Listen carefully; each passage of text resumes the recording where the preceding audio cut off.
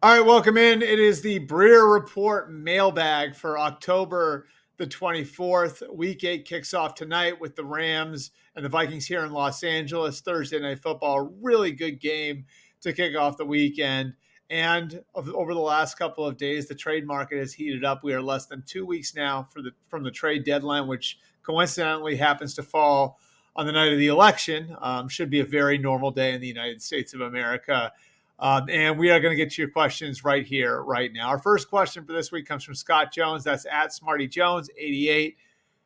This is more of a statement than a question from Scott. I hope the Chiefs are not done yet. Do you think they may trade for another wide receiver? Scott, I don't think so right now, for a couple of different reasons. Number one, where they are from a cap standpoint, from a cash standpoint, from a draft pick standpoint, I think is where they want to be.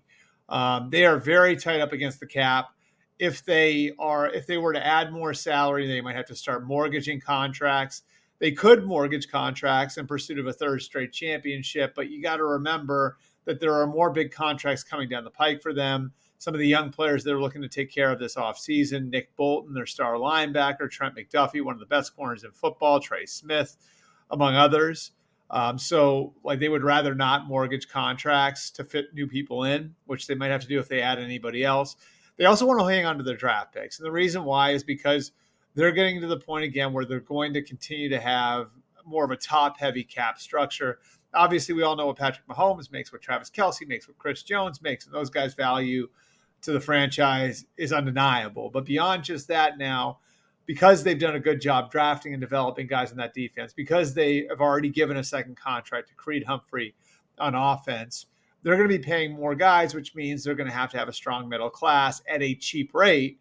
And the way you do that is by hanging on to your draft picks. And so if you want to look at some of the key ingredients to the DeAndre Hopkins deal, you'll see why it's unlikely that they add another body at that position. I think, first of all, no top 100 pick given.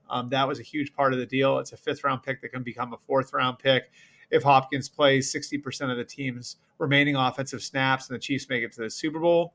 So no top 100 pick involved. The Titans agree to take on some of the money, which is a factor here, of course. That allows for the Chiefs to fit them into their cap a little easier. They may still have to mortgage a contract or two, but it's not as disruptive to their salary cap. And it allows them to keep building moving forward. Again, they don't view this as a must-win year because while Patrick Mahomes is the quarterback, every year sort of lines up that way. So, I think, of course, some of this is pending the health of Juju Smith-Schuster, pending the health of other guys in the roster. If there are more injuries, this could change. But right now, I think DeAndre Hopkins is the guy that they're going to hang their hat on, having added it at the trade deadline. And now you go to battle with Hopkins. You hope you get Juju back. Xavier Worthy's coming back. Rashee Rice is definitely out for the year, but there's an outside chance you could get Hollywood Brown back for the playoffs. And then you've got Travis Kelce at tight end, and you're hoping that you're going to have Isaiah Pacheco back in a month. Feel like when you get to December, January, again, if you get some luck on the injury front, that'll be good enough to go. All right, question number 2. This is from Con. That's at C_Mahoney23. Coming up at the halfway point of the season, which teams have you changed your opinion the most on? Any new dark horses for the playoffs? Who's the most overrated? Well, I would say the team that I've changed my opinion on the most is the Washington Commanders. And it's not that I didn't think Dan Quinn and Adam Peters were capable of doing the job there. I've been high on those two since the minute they got the job. I think they're exactly what the organization needs, some new energy in the building. Adam Peters obviously was an integral part to building the 49ers roster that's been so good over the last few years. And I think Dan Quinn's really gone back and taken a good look at what went wrong for him in Atlanta. And remember, he made it to a Super Bowl as a head coach and was very close to winning a championship as a head coach. And we saw it with some of the adjustments that he made to his coaching style, to his scheme in Dallas.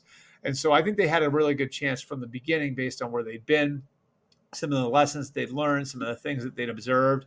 And I do think the staff that Dan Quinn put together was well conceived, bringing Joe Witt with him from Dallas to be his defensive coordinator, bringing in Cliff Kingsbury.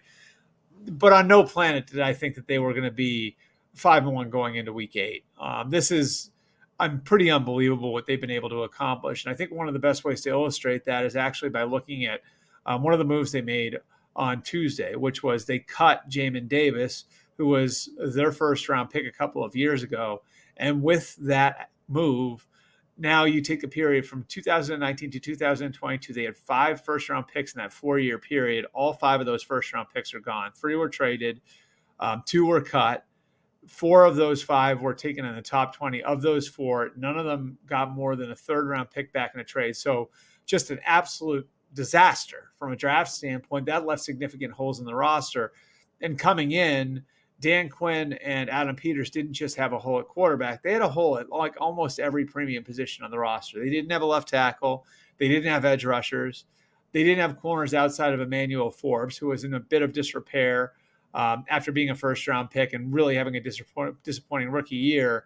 And then at receiver, they had Terry McLaurin, who's very, very reliable and a really, really good player, but not a whole lot else. So once they decided to spend the second overall pick on a quarterback, it seemed like they were going to have to live with some of those holes over the course of the 2024 season, which is why I thought you looked at it and you said, okay, this is going to be like Dan Campbell's first year in Detroit, where you're trying to establish a program, but it might not show up in the wins and losses.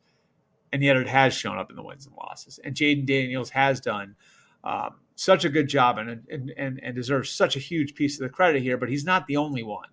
They found a way to make it work at left tackle with Lucas and with Coleman, who's a rookie on the roster. They've made it work with Mikey Sandersill and Forbes at corner. Forbes has still been up and down, but they've managed that. They've made it work at the edge rusher positions by bringing in guys they know who aren't superstars, but Clelin Ferrell comes over from San Francisco with Adam Peters, and Dorrance Armstrong and Dante Fowler come with Dan Quinn from Dallas. And it's good enough for right now. Like, are these guys answers for the next 5 or 10 years at those positions? No, but they've made it work. And I'm just so impressed with everything that's going on in Washington now. And you look at the draft pick haul that they have going forward. You look at the salary cap situation.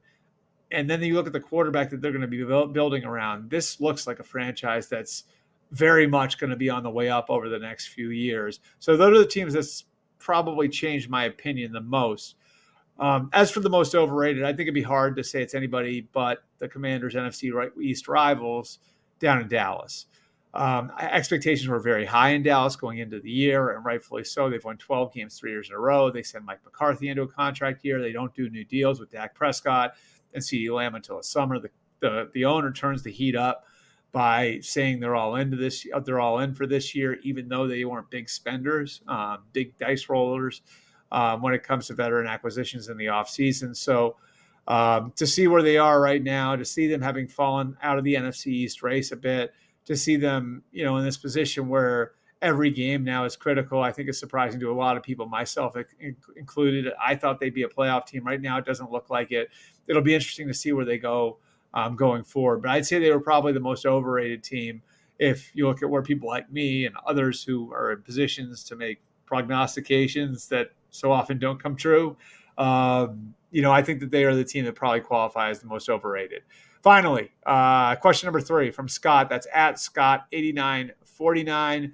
If you were the Bengals, if you were the GM of the Bengals, what would be the one realistic move you would make to help push this team closer to Super Bowl contending status?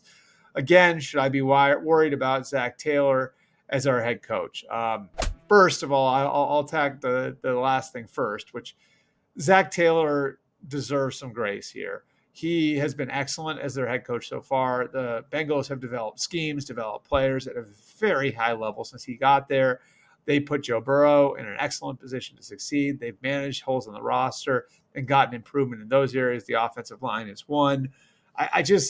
I look at all the things that Zach Taylor's accomplished over the course of the last 6 years, and I don't know why you would move on from him after this year. They made the playoffs in 2021 and got to a Super Bowl. They made the playoffs again in 2022, got to the AFC title game. Marvin Lewis, who had 16 years to do it, didn't get to a single AFC title game. Zach Taylor's already been to 2 in 6 years.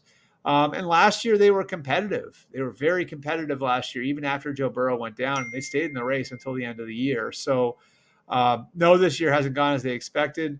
They did have some moving parts going into the year with the Jamar Chase contract negotiation, with the T. Higgins contract situation, with Joe Burrow's wrist. I still think they're going to be very much in the race. The offense is where it needs to be. The defense needs to get better, and that's where I can give you your trade targets. I think the 2 areas where you've seen the most need for improvement on defense are in the pass rush and corner. That's not a great place to be. I think the defensive front will figure it out. I think they're starting to figure it out. Trey Hendrickson's played really well as a pass rusher. Sam Hubbard, I think, will get better. Miles Murphy, they're hoping to get him back from injury real soon. And their interior defensive line should get better with the development of young players like Chris Jenkins. Corner is a little iffier. Corner, they're relying on younger players like DJ Turner and Cam Taylor-Britt. So if there's one area, if I were the Bengals, where I would add, it would probably be right there. Now, first thing that popped to mind for me was Chidobe Awuzie. Problem is he's hurt. He and his contract is probably prohibitive for the Bengals, which is why they let him go to Tennessee with Brian Callahan in the offseason. It's a 3-year, $36 million deal. I don't know if they would be willing to take on that much money based on their own salary cap situation going forward. But could there be a reclamation project like a JC Horn out there for them? I think something at corner is probably where you would be looking if you're looking for a trade target for the Bengals. They've generally relied on their own ability to draft and develop players and develop guys like Turner or Taylor-Britt through the system. But if there was going to be a move, and I were the GM of the Bengals making that move, it would probably be a move on the corner. Appreciate you guys coming out. We've got a more in-depth mailbag on the website. Be sure to check that out on the MMQB at si.com. More of your questions, more of your answers there. And as always, if you guys want to send me video questions for the Breer mailbag, you can send them to breersimailbag@gmail.com. We will be back with another Breer report after that Thursday night game here on Friday morning. And we will be back with another video mailbag next week.